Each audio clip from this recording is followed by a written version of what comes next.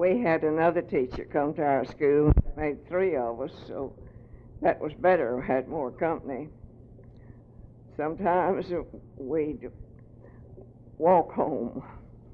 We went out on that early morning train, and sometimes it was so late that we'd get to the station and find out it just seemed it never was going to come, so we'd start out walking. And we always beat the train in. We were very much afraid that sometime we wouldn't beat it in, and we knew that the conductor would make fun of us. We knew him quite well. His name was Marvin Estes, and his son, Winston, has become a popular writer. His book, The Other Side of the House, was in the Reader's Digest condensed books 2 or 3 years ago. One time, he let us ride in the caboose, and he told us we mustn't tell anybody because we weren't supposed to do that. I was glad to get in the caboose because I was like Papa. I liked everything about a train. It was just a bare room, just nothing but a bunk to sit on. And when we got into Quanah, he turned out the light, or blew out the light, or anyhow he put out the light, because he said he didn't want anybody to see us in there. That he wasn't supposed to let us do that, and he might get in trouble. And the next day, he told us somebody did see us get off of the caboose, and we'd have to buy some tickets and give to him. So we did that. And one time, we rode on a hand car, and it wasn't the kind of hand car that you see that railroad workers used to use. This one had it just looked like a platform on the rails.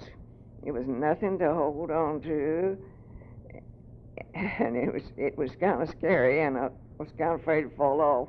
It went very, very fast, but we got home without anything hurting us.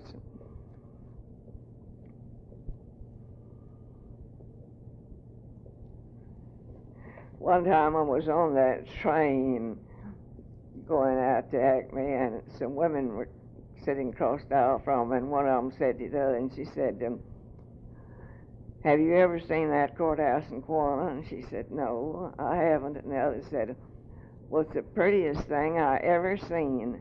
And I thought, well, really that was a tragedy, because it was just a plain, very unattractive building, very ordinary, 3-story building with a dome. But the woman meant that. She just hadn't been anywhere and hadn't seen anything. And I thought, well, how lucky I am. I have seen something pretty. At the Acme School, we had box suppers. You'd fix a supper in a shoebox or whatever kind of box you could find, and then you'd decorate it. You'd put crepe paper, flowers on it, and bows, and try to have the prettiest box there. And there would be a meal for 2 in it. Then the men would buy the boxes, and who's ever fixed up the box, that woman would be his partner for supper. Made money for the schoolhouse that way. Another way we made money for school was a circus. That was after Natalie's sister, Nona, came to be the principal of that school, and she had lots of good ideas about everything. And the circus was quite a success and made some money for us. And then our next money-making scheme was picking cotton.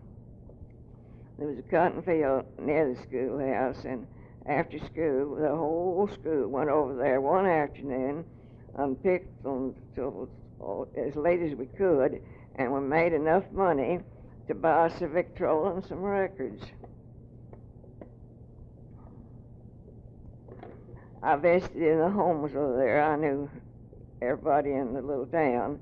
There were 3 homes that I spent the night with once in a while, and one of them was a place we'd had kind of a funny adventure.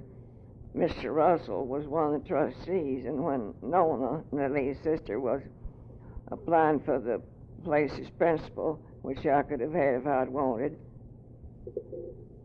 I went with her to see Mr. Russell, and he invited us to come to his house to dinner Saturday. Well, now, dinner in that part of the country was at noon. So Saturday we went, and Mrs. Russell was embarrassed to death. He hadn't said a word to her about it. And we sat there, and she kept waiting for us to go home, and we didn't go. So she went in and stirred up what she could, and it wasn't a company meal. It was all right, but she felt bad about it, and she told me later years, when we became pretty good friends, how bad she felt about that. He didn't tell her that he'd invited company.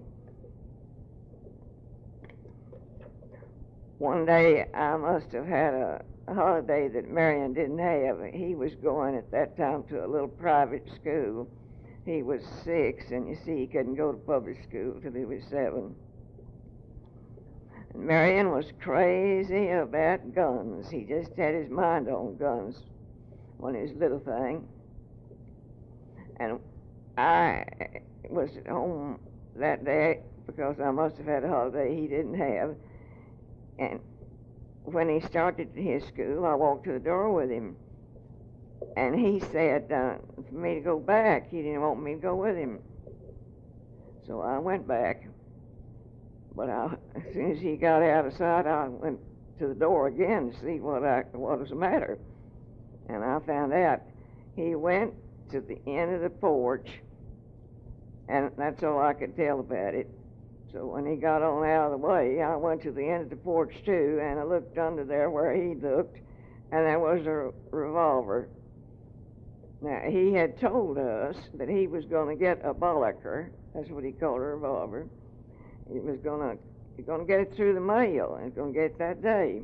Of course, we didn't pay attention to it. We thought he was just talking, but he really and truly got the revolver. When Pop came home at noon, he was just thunderstruck. He didn't know what in the world to do or where to go, and Marion wouldn't tell where he got it. He said he got it in the mail. So one of our neighbors had a gun, and Papa knew that. So bareheaded, he started as fast as he could walk up the street to take Mr. Rogers' gun home. That's what he thought. I wondered what people, if anybody saw Papa, what they'd think about him, a peace-loving, quiet man walking up the street with a revolver in his hand. He got there, and he didn't find out anything. Mr. Rogers' gun was right where he left it. So when he got home, he finally got Marion to tell him that he and Fred Hagelstein had got it across the street at Fred's grandfather's house. The grandfather slept on it. It was under his pillow. And now whether it was loaded or not, I wish I knew. Mama took Marion out to California about this time.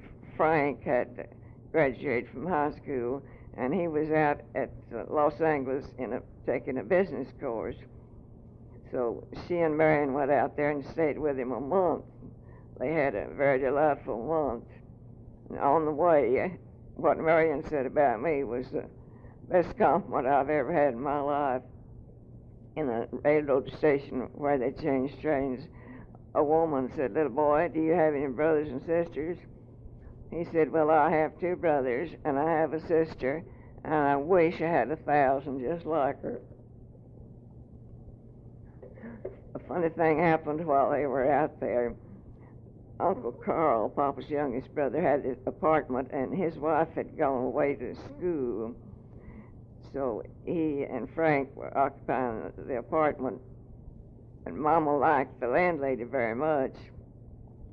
Christmas, she invited Marion and Mama to go with her to the municipal Christmas tree there in the neighborhood. And when they got home, there was not a chair in her lobby. And it didn't upset her. She just thought somebody was having a party and had borrowed the chairs. But she never did see her chairs again. Thanksgiving came in the month that she was gone. Papa had a coal drummer friend who was at church service Papa and I attended, And I can't remember where David was that day, but just Papa and I went. David may have been working in Fort Worth. He did work in Fort Worth right after he graduated from high school. So I didn't have any fear at all about the man coming home to dinner with us when Papa invited him, because we had a real good nigger cook. Her name was Ashley Johnson. Papa always laughed about her because she built such a roaring fire, and when anybody at our house would make a big fire, Papa called it an Ashley Johnson fire. When I went in the kitchen, I found a chicken, and that was all. She had decided to take the day off, hadn't said a word to me about it, of course, and I didn't know we were going to have company. And I didn't know how to do nor when to start, and it would take too long to build a fire and cook something, and didn't know for sure what we had to cook anyway. So that's when a good neighbor was really a good friend. I went across the street to Mrs. Green. We always called her Auntie Green because that's what Marion called her. And she gave me some peas and potatoes, some other vegetable, and a pie. So I came home and set the table, and we and the company had dinner.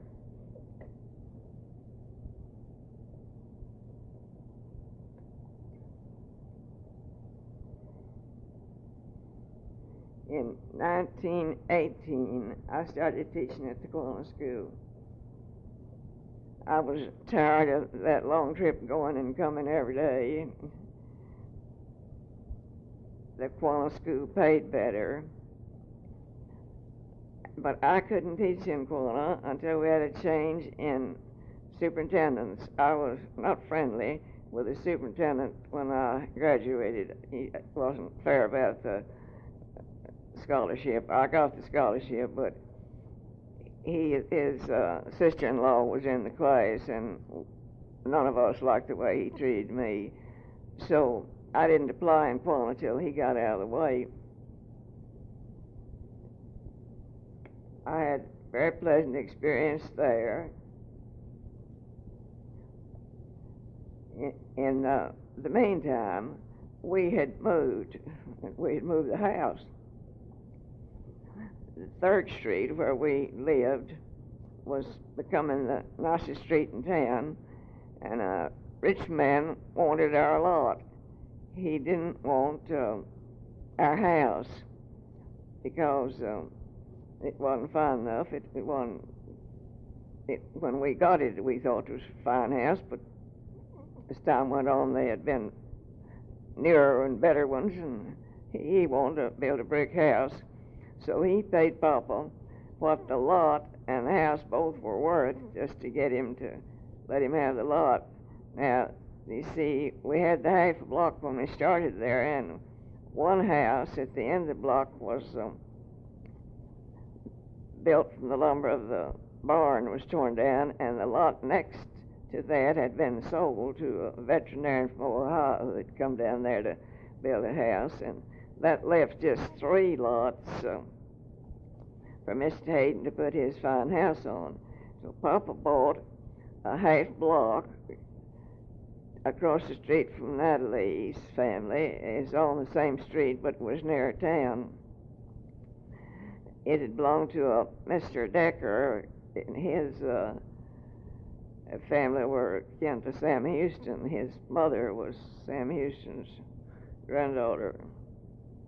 No, his mother was Sam Houston's youngest daughter. He had built sort of a barn. He had intended to build a home on that lot, and this temporary place he built was what we lived in while our house was being remodeled. It was a funny thing happened there. We had a Negro woman working for us then by the name of Roberta. There was a servant's house on the lot. But Roberta came in to our house to answer the phone when she heard it ringing if we weren't home, and she would say, "This is Miss Smith's servant." I said that was surely funny. Anybody living in the barn had a servant.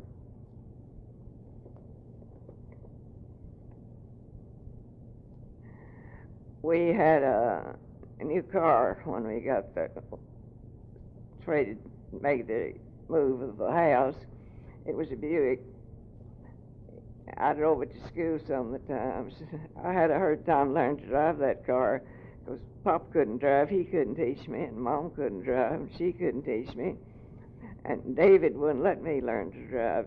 He would let me drive a little bit, and he'd say, "Here, something's going to happen. We're going to do this, that, and the other, and you can't do it."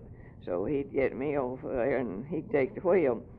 Pop told Mr. Hampton he believed I never was going to learn to drive, and Mr. Hampton said, well, he'd see about that. So he took me to Chillicothe, that's 15 miles from Quanah.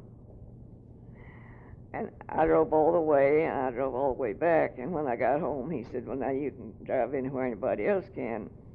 But the first time I took it out, I was frightened because the Harvard wagon was in front of me, and I didn't know whether I could pass it or not.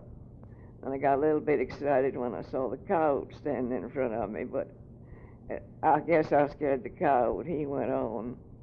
Now, I don't remember ever hauling a tramp in that car, but it was like a jitney. Anybody that wanted to go to town that afternoon would send me word, and of course I was glad to take them. But back in the days when I drove the horse and buggy, I did stop and pick up tramps. Papa always picked up anybody he saw walking, so I picked him up too, and it never entered my head for one time that that was a dangerous thing to do. Well, nothing ever happened to make me be afraid. That car didn't have any key, just you pulled out a knob when you wanted to start it, and one time, I don't know what went wrong, but nothing, I guess, just because I couldn't drive any better. The car stopped right in the middle of the road, and I couldn't get it to go, and I had to get to school, so somebody came along and took me on, and I left the car just sitting out there in the middle of the road. And so, sometime through the day, I got word that Papa was out there, and he sent somebody brought it in town. And one time, a man driving a load with horses wouldn't let me pass him, and I honked, and he wouldn't let me pass him. And when he got that night, late in the afternoon, he was telling Papa about it. He said he was a driver from the feed store. He said that there's a woman that in that car, and she wanted to pass, and he wouldn't let her. And Papa said, yes, that was my daughter, and you've lost your job.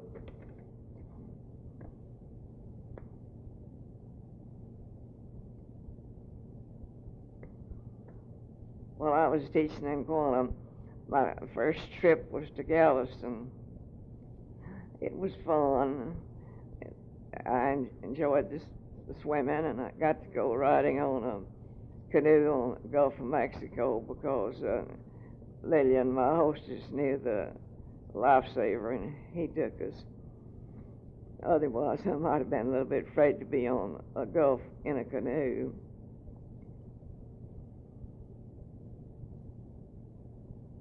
And another thrill I got there was battleship New Hampshire was in port, and we got to go through it.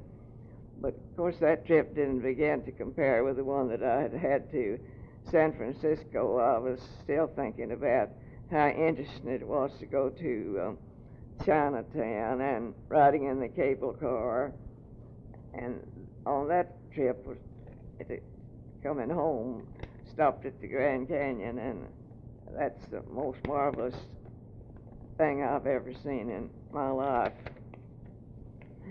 I read a book by Wimberly called Voyage by Bus.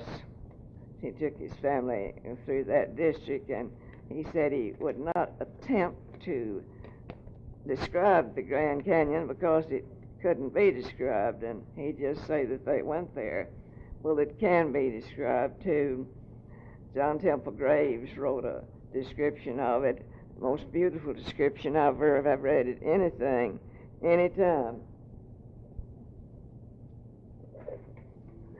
I had it copied from a magazine, and put it in a basket out with some other books that I treasured for a doorstop, and the ignoramus that worked at the Lucerne burned up all my books that were in that basket.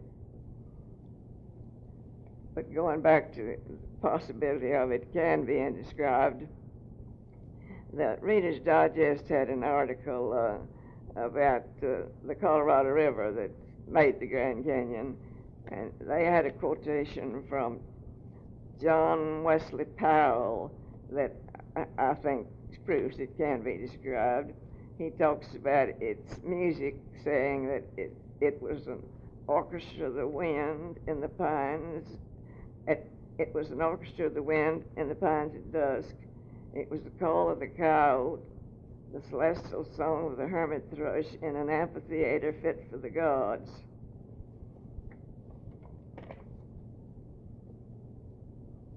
This friend I visited in Galveston was the sister of the one that said my head was dirty when I was a baby because I had black hair. Lillian came to Quanah to see me. I had a party for her that was one of the nicest parties I ever had. We had out in the yard and had the yard wired and had ice cream and cake to eat and played 42 with dominoes. But what made it pretty, Mama had crocheted me some very small baskets of white thread, and she dipped them in paraffin, and then we filled them with sweet peas, and they were favors for the girls, and we just gave the boys a little bunch of sweet peas to put on their lapels. Our house was finished. We moved into the front of the street. We had a full two-story house now, and the fireplace was changed. It was a chimney that ran up the outside of the building. The big fireplace in the living room. We had the fireplace in Mama's bedroom in the old house before it was remodeled. And I think about that fireplace more than I did the new one, because Papa used to sit in front of it and play the violin at night. He didn't know one note from the other. He just played by ear, and he played pretty well, too. I remember two of his pieces were Osceola and I'll Take You Home Again, Kathleen, and something about Maggie, when you and I were young, Maggie. There's musical talent in the family. Mary, Uncle Will's daughter, got all of it from now. She's the only one that has any. She and her son are both quite talented musicians. He's the bandmaster of two places near Fort Worth and Dallas.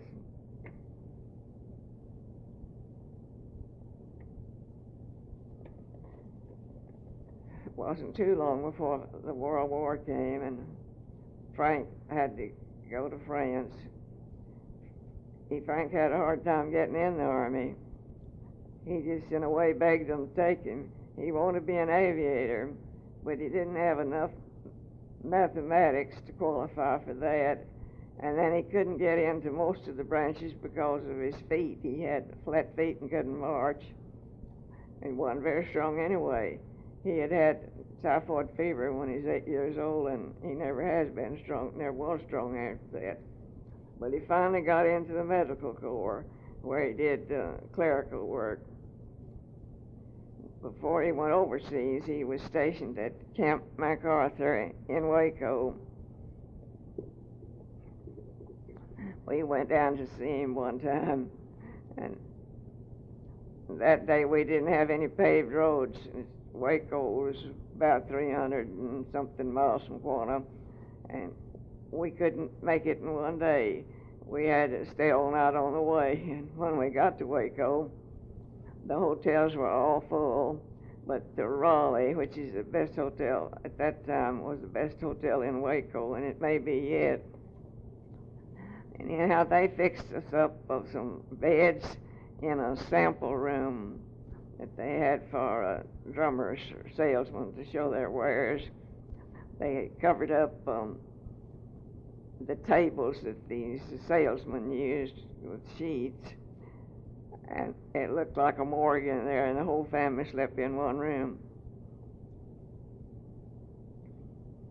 David went to Austin to the Student Army Training Corps at the University of Texas, but he didn't go overseas. The war was over before he was called. Frank was overseas a long time, a year or more after the armistice. He was put in the Secret Service. Frank and I would talk about his experiences in the war. Just very few times would he say anything. He just told us once that if it were not for the horror of the thing, that a night airplane attack was a gorgeous sight. He wrote very, very interesting letters. I have sent those letters to his daughters, except I kept one for myself. And I lost the one that I treasured most. Nobody knows when or how I lost it. But it was written right when the guns stopped firing, just the minute they stopped firing, November the 11th, 1918, and this is what it said. It said, "Dear sister, this awful carnage has stopped. I can hardly realize it. Your lover, Brother Frank." And I would have kept that to hand it down to somebody in the family, but it's gone.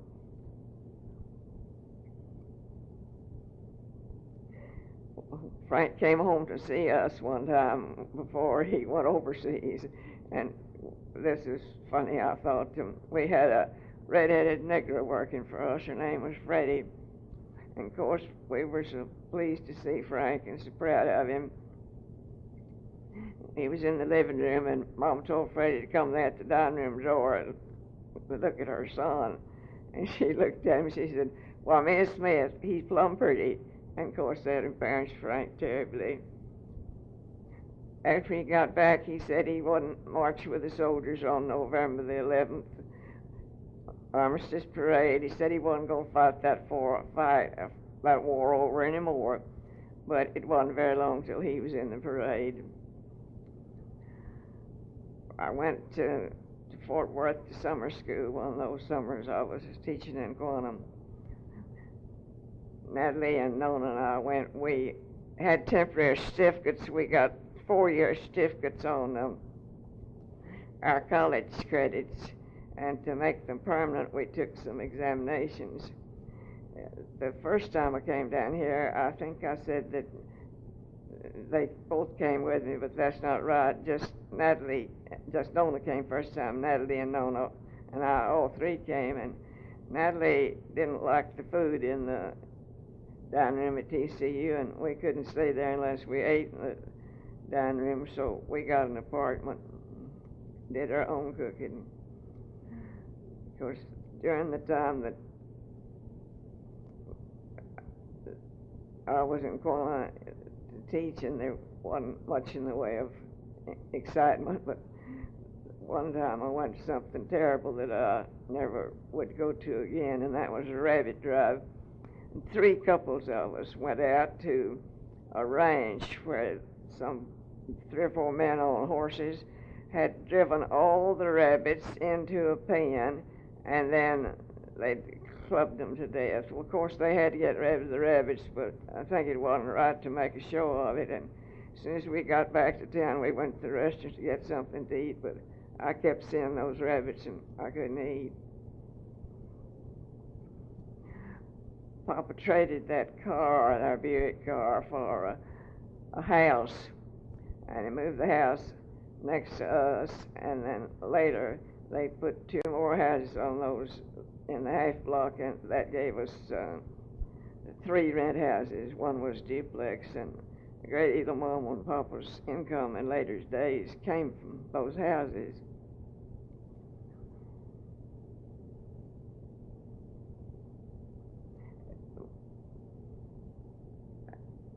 Natalie's sweetheart was Summerall Green. He was a very promising young doctor, very handsome, brilliant. Everything was in his favor. And his brother was a multimillionaire. He got rich on oil, and when Summerall was ready to practice, he had the best fitted offices on the Fort Worth and Denver. And he just lived 7 weeks after he and Natalie married. She was teaching school in Quanah when she married, and one day he took us over to see the circus. Quanah, as I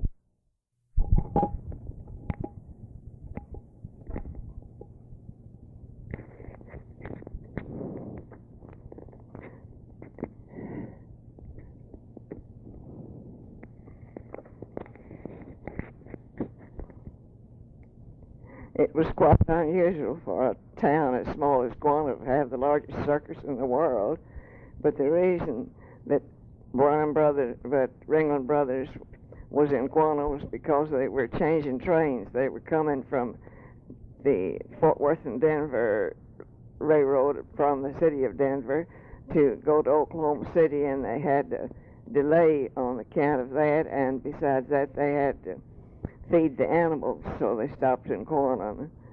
Summerall Green, the man Natalie was going to marry, took Natalie and me to see the circus, and we saw it. We saw it from the time it got to town. We watched the unloading. We watched the people eating. We watched everything they did around the circus, and then when they had the performance, we went to that too. That was the only time I really and truly enjoyed a big circus. Went to the Shriner Circus in Fort Worth several years later, and I think it was Cecilie, I took one of my little nieces with me, but that one was in the inside, and the acts made me nervous. All those people up so high on those wires standing on seemed to me like nothing. I really didn't enjoy that too much. I went to Chicago to school the summer between the 2 years that I taught in Quanah. It was quite a nice summer.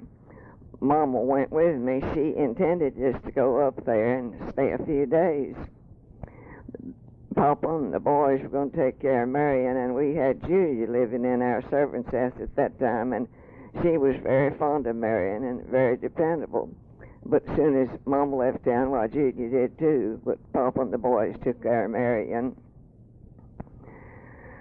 The school was an elementary school, training for elementary teachers.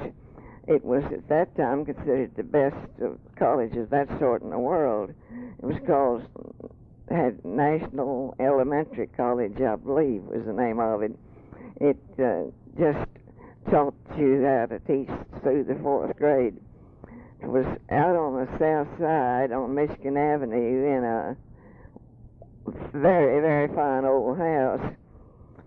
The house was used as a dormitory, and the school was in the stable, but the stable was very fine.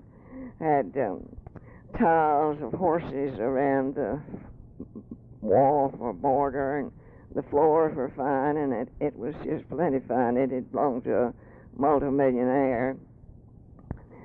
It was a good place to get training as a teacher because we visited the Chicago schools and had to go get the children and bring them, some of them help them cross the street. Besides that, they had good teachers and taught us good methods. But I didn't get as much out of school as I should have because I broke my arm. When I got to Chicago, it was Monday. And Thursday night, some of us decided we'd been there long enough to be seeing things, so we went to a show. I believe the name of it was the Sweetheart Shop. It was a very good show, but coming home, 2 of us together started across the street, and we got to the island and waited for the traffic to get by, and we thought there was good chance for us to leave, so we started to go across the rest of the street, and a car hit us. The girl with me was not hurt very much, but my arm was broken, and I had to keep it in a sling. We knocked me senseless. Took us to the Washington. Mr. Gray, who hit us, took us to the Washington Park Hospital, which was a mistake because that wasn't a very good hospital. And Michael Reese, the best hospital in Chicago at that time, was near, but I guess he was a little bit excited, so he didn't take us to the best place. And I said to Mom, well, the old skunk that hit us just run off and left us. And he was taking us there just to get help as fast as he could. I evidently had lost my senses. This school had delightful excursions planned for us on Saturday. We went to Sears Roebuck, went all through their store. I saw them print the catalog, and they served us lunch. We were quite amused at one woman with us. She was from a small town in Missouri, and she said that she had always fussed about Sears Roebuck and didn't like them a bit in the world because she worked in the post office, and she got so tired of handing all those big catalogs. She said she felt ashamed to eat their meal. Then another place we went was Hull House. That was a community house that Jane Addams had founded. At the time, she was one of the outstanding women of the United States for the work she did among the poor people in Chicago. We went to Milwaukee one Saturday, had that nice trip across the Lake Michigan. Went to Marshall Field's store, so everything was to see there.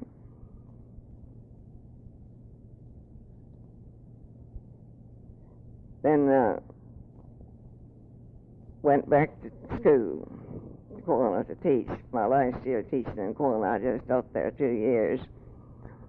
Christmas came, and we had quit having the Christmas tree at the church, where everybody in church went the same tree. People were having trees in their homes, and Papa and the big boys and Marion went out and got us our Christmas tree.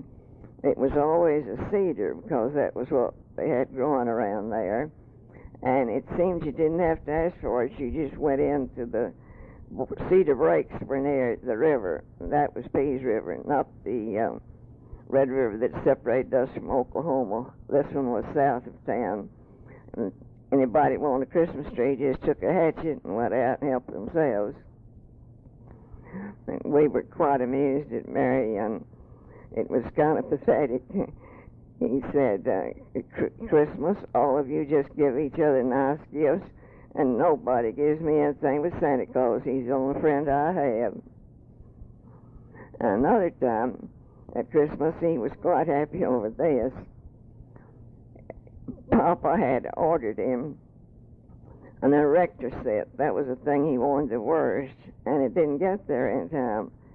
So there was a note on the Christmas tree saying that Santa Claus, it was signed by Santa Claus, saying that he just couldn't get there in time. He just had so many things to do that he'd be there later.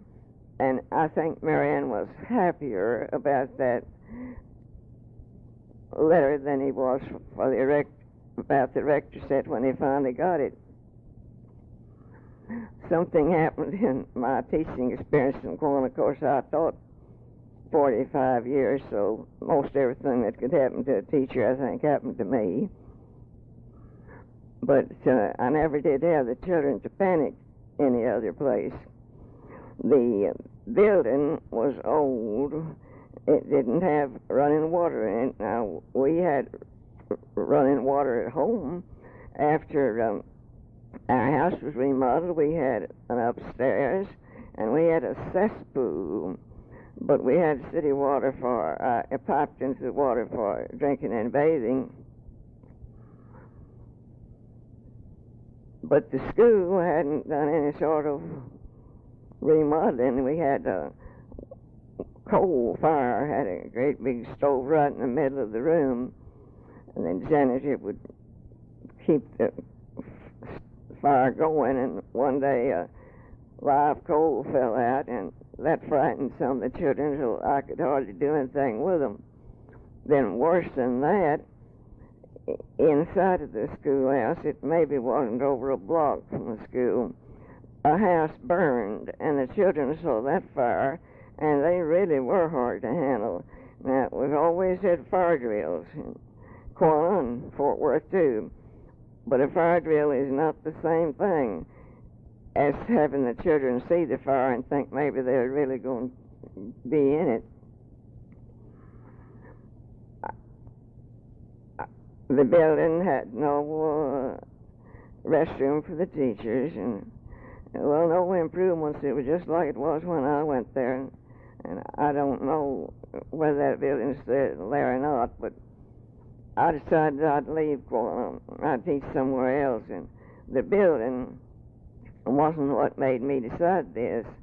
I had nice work there. I had lovely children, and a very pleasant setup. But I went to Institute one day, and I looked up and down the line, and I saw a teacher who was having her first year of experience. Well, you see, that was my 6th year. And another teacher there was the teacher that I had in the 4th grade that prejudiced me so much against the North in the Civil War. And I thought, well, there's certainly no future to this. Josephine hasn't taught a year, and Miss Ellis taught about 25 years, and I've taught 6, and we're all getting the same salary. I'm going somewhere else to teach. One of my friends had left a government job in Washington, stopped in Fort Worth to interview the superintendent, and he told her that he'd give her a job in Fort Worth, and she told me that I was better qualified than she was because I had had that summer in Chicago, and I had been to college, and she hadn't done either one. So I decided that I'd try to get in the Fort Worth schools. I had to make a personal application, so I came down one night and talked to the superintendent, and my brother David helped me. He was living in Fort Worth, and his landlady was state president of the teacher of PTA. But I think I could have got in anyway because I could tell from the way Mr. Moore, the superintendent, looked at me that I was making a good impression. So I came into Fort Worth in the fall of 1921. But I had to fulfill a condition before I could come to Fort Worth. I hadn't had any public school training in music. And he said that I was elected to teach in case that I would take summer work in music and drawing.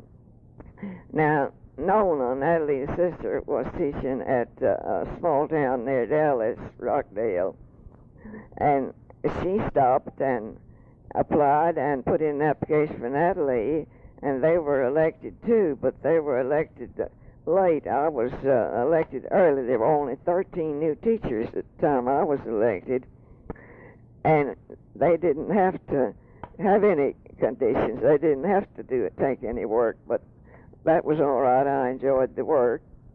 One of my classmates in high school was teaching in Rainier, Oregon, and she decided that she would go to Bellingham, Washington to get a degree. So she wrote to me and asked me if I wouldn't like to come up there and go too. Well, of course, I had to go to school somewhere, and it was nice that I could go somewhere and see something at the same time. And I certainly did enjoy that summer in Bellingham. It was a beautiful place in the mountains. If you went up a street a block, you went up stairs a block to get there. It rained every day, but that didn't make any difference because the showers would be over, and air was pleasant, and you could just get out and go same as if it hadn't rained. We stayed at the home of a Scotswoman, Mrs. Campbell. She called her home Bonnie Bray. We didn't eat there. We just had a room. She's kind of a peculiar woman, and she didn't like my roommate, and I didn't blame her, because when we went there to see the room, the girl was so demanding, so afraid she wasn't going to get everything, that she didn't really get much. But when she'd be gone, Miss Campbell would ask me to eat with her. And she cooked biscuits like we'd cook light bread, just cook up a whole lot of biscuits and put them in a crock, and she didn't warm them. She just served them cold, just the same as she would light bread.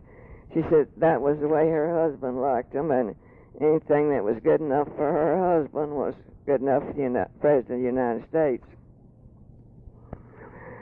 One day I decided I'd go to the park and do my studying there, so I fixed myself a sack lunch and took my book and went out and found a sort of a sequestered, pretty corner of the park and got myself all settled to study. And here came a man.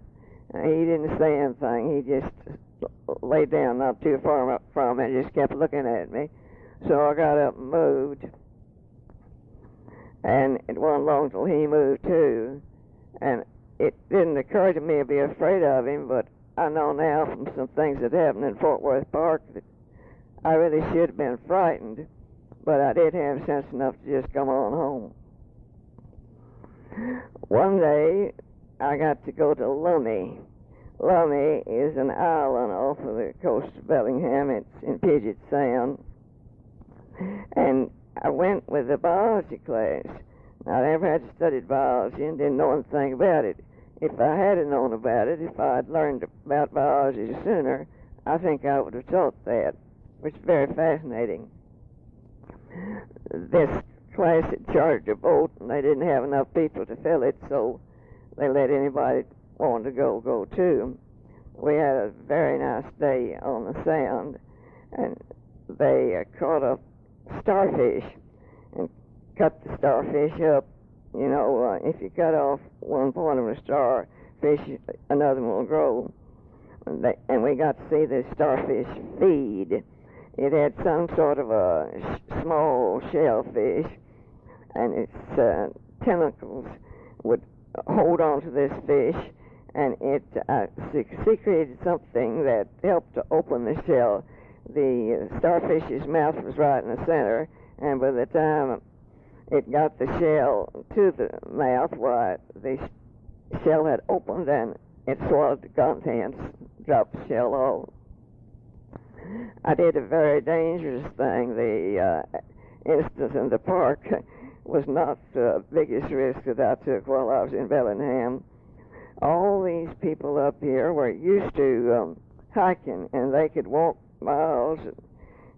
I wasn't used to hiking, and I wasn't used to that high altitude either.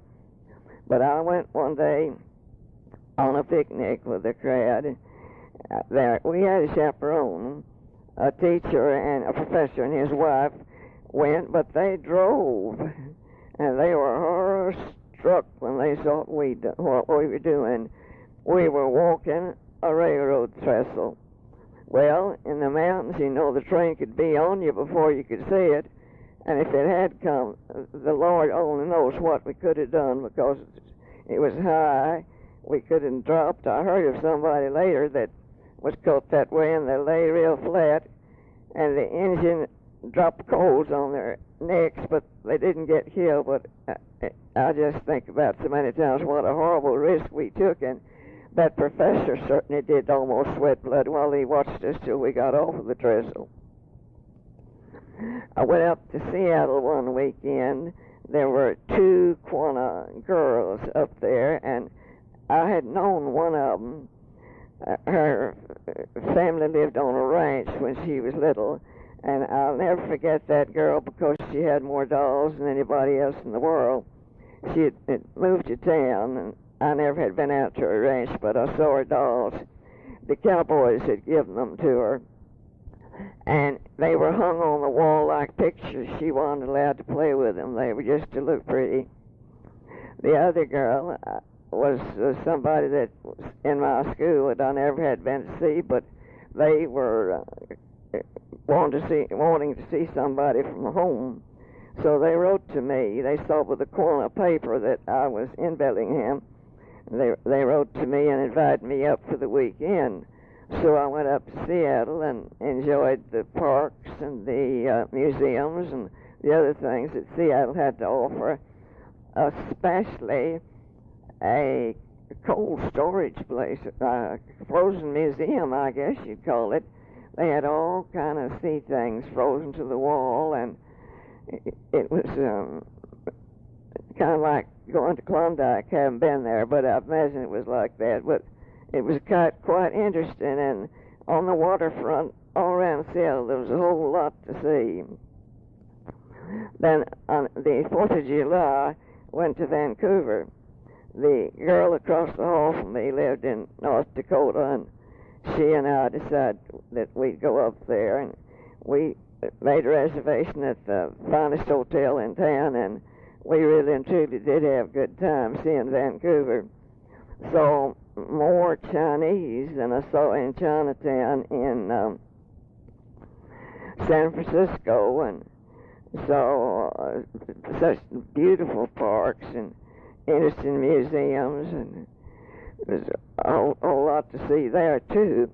And saw Arabs and all sorts of foreigners walking the street, more than I had ever seen in any other town before. And at one of the parks I remember where the swans were black. It's the first time I ever saw black swans or ever knew they had them. When my school was out, I was going to come home by boat. I went first to Rainier, Oregon by train. Now, this roommate of mine had her aunt living in Rainier, and she invited me to come see her. So I couldn't remember for sure how I got to Rainier, and I got the atlas and looked today, and Columbia River is between Oregon and Washington, and I had to cross it. And I evidently crossed it on a bridge and don't remember it. But I couldn't get to Rainier on the train. I had to stop at some small town before I got there and cross on a boat.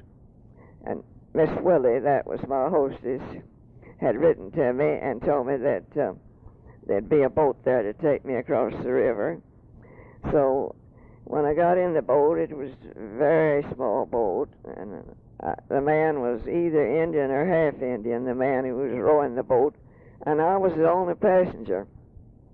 Well, I thought to cross the river, you just go straight across the river, but you don't. We went at, probably 10 miles maybe up the river before that was the way we crossed.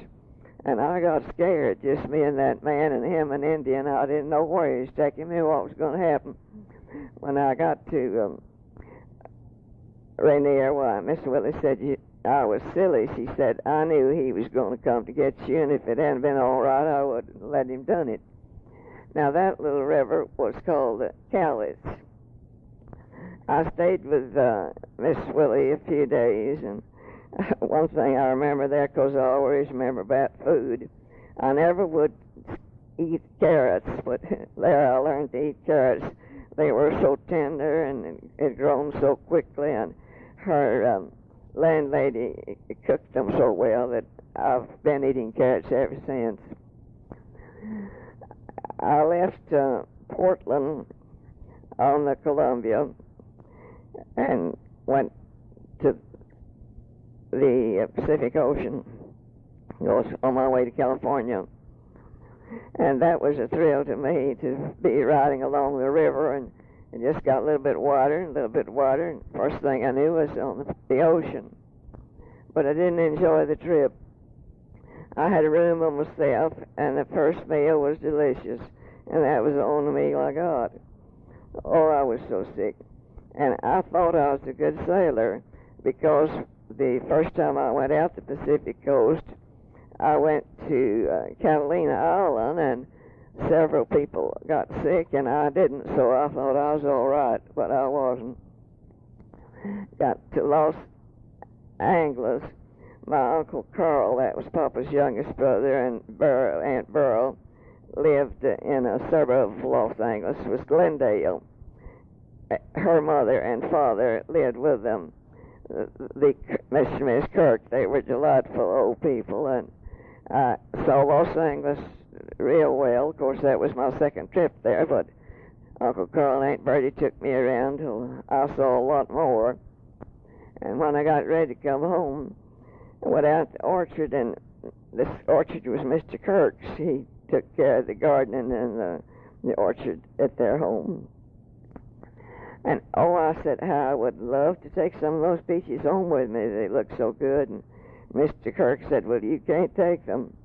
He said, you just can't get there with them. But I kept thinking maybe I could. And I guess he saw I was hard-headed. He let me take them anyhow.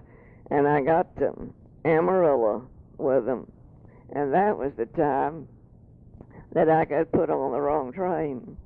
The red cap put me on this train, and when the conductor saw my ticket, we'd already left Los Angeles.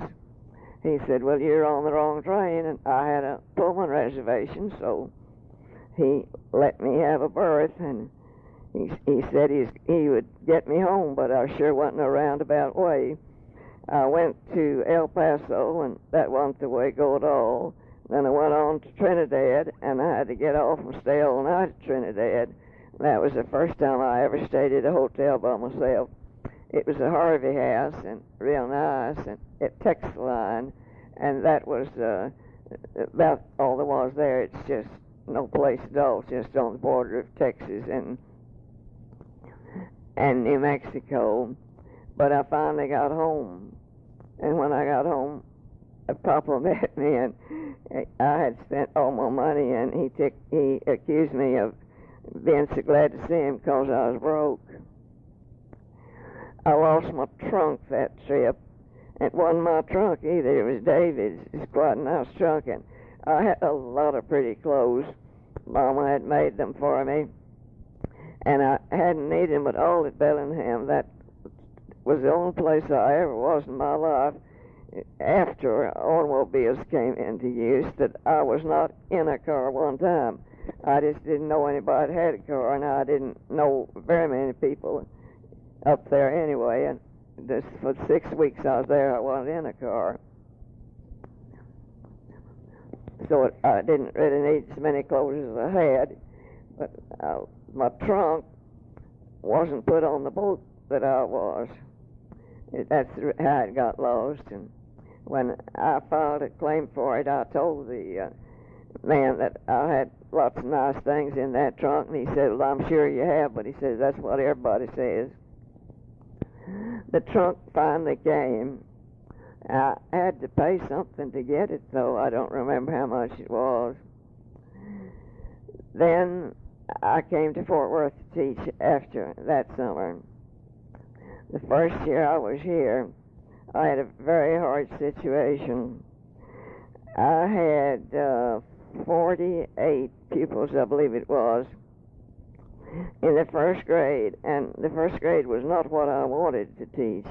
At Acme I had taught first and second, but in Quanah I had just taught second, and I wanted second grade, but of course a new teacher takes what they can get. There's a great many Mexicans in my school, and they hadn't learned near as much about teaching as they know now.